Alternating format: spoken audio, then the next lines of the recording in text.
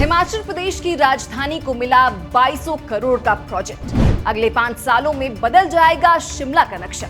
पहाड़ों की रानी पर फ्लाईओवर, सुरंगें और नई सड़कें बनेंगी। बताएंगे कहां से कहां तक होगा शिमला में ये नया निर्माण। हिमाचल प्रदेश की राजधानी शिमला एक ऐसा शहर जिसकी पहचान सिर्फ उसकी खूबसूरती, ठंडी हवाओं और अंग्रेजों के दौर की इमारतों से नहीं है, बल्कि पिछले कुछ सालों में एक और चीज इसकी पहचान बन चुकी है और वो है ट्रैफिक जैम। अगर आपने कभी टूरिस्ट सीजन में शिमला का रुख किया है तो शायद आपने भी घंटों तक गाड़ियों की लंबी लंबी कतारें देखी होंगी। कई बार ऐसा लगता है कि शहर की सड़कें अब उस बोझ को उठा ही नहीं पा रही जो हर साल लगातार बढ़ता जा रहा है। जरा इस साल के आंकड़े देखिए।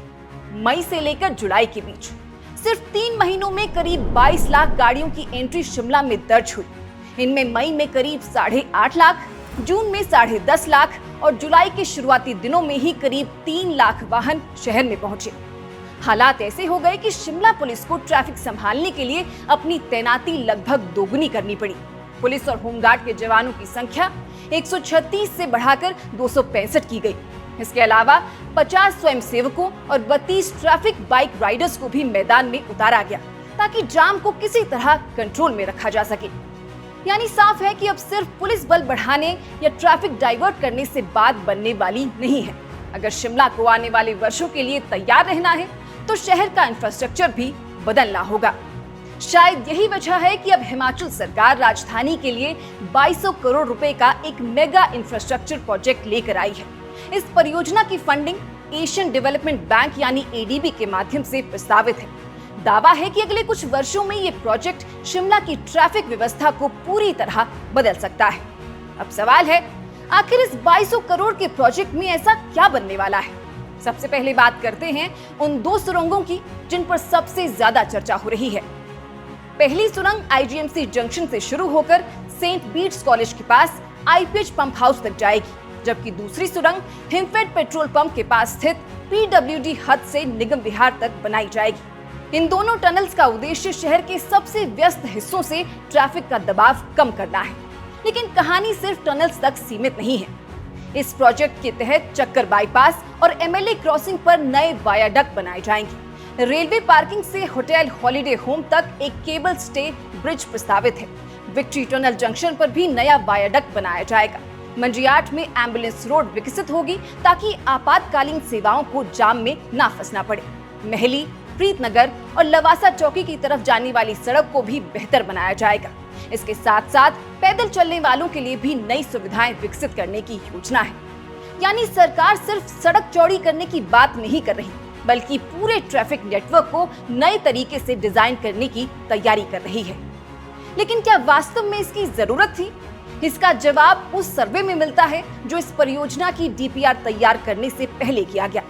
HPRIDC ने विक्ट्री टनल, संजौली जंक्शन, छोटा शिमला, टॉलैंड, कुफरी रोड और बाईपास समेत कई इलाकों का ड्रोन सर्वे करवाया। सुबह और शाम के ट्रैफिक का अलग अलग अध्ययन किया गया।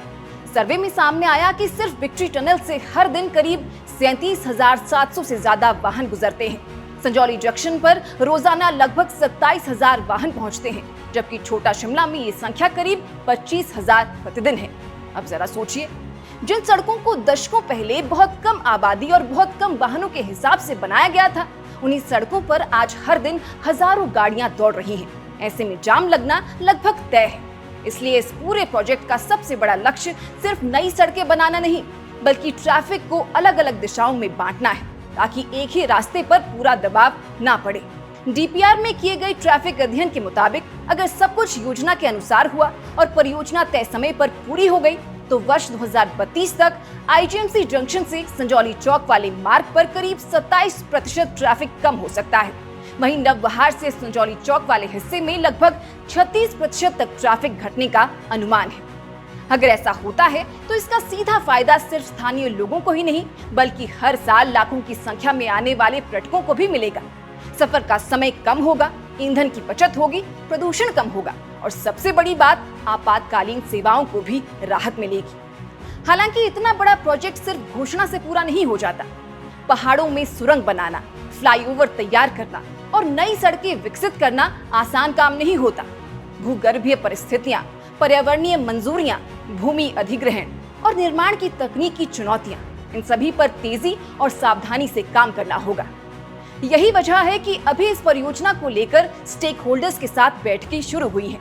स्थानीय जनप्रतिनिधियों ने भी सुझाव दिए हैं कि भविष्य में इन टनल्स को 4 लेन हाईवे से जोड़ने की संभावनाओं का भी अध्ययन किया जाए, ताकि आने वाले समय की जरूरतों को भी ध्यान में रखा जा सके। यानी फिलहाल ये सिर्फ एक निर्माण परियोजना नहीं है, बल्कि इससे ये भी तय होगा कि आने वाले दशक में शिमला का ट्रैफिक किस दिशा में जाएगा। अब सबसे बड़ा सवाल यही है, क्या ये 2200 करोड़ रुपए का ड्रीम प्रोजेक्ट वाकई राजधानी की तस्वीर बदल पाएगा, या फिर ये भी कई दूसरी परियोजनाओं की तरह वर्षों तक फाइलों में ही घूमता रहेगा? इस सवाल का जवाब तो वक्त देगा, लेकिन इतना जरूर है कि अगर ये योजना तय समय पर और सही तरीके से जमीन पर उतरती है, तो आने वाले 5 से 7 वर्षों में शिमला सिर्फ अपनी खूबसूरती के लिए नहीं, बल्कि बेहतर और आधुनिक यातायात व्यवस्था के लिए भी पहचाना जा सकता है। बहरहाल, आप दर्शक इस पूरे विषय को लेकर अपनी क्या राय रखते हैं, ये आप हमें कमेंट बॉक्स में बता सकते हैं। अभी फिलहाल के लिए इस रिपोर्ट में बस इतना ही। नमस्कार।